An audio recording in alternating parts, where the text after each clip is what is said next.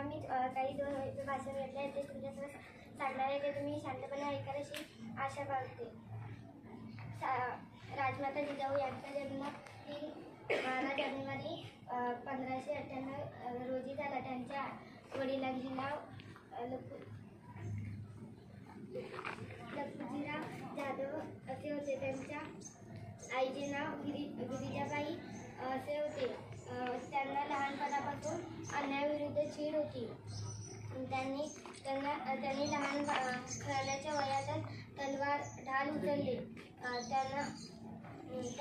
त्यांचं लग्न शहाजीराजे भोसले यांच्यासोबत झालं. एवढं करून माझे 2 शब्द संपले. शिक्षक वर्ग व विद्यार्थी मित्रांनो, आज मी तुम्हाला राजमाता जिजाऊ यांच्याविषयी काही 2 शब्द सांगणार आहे.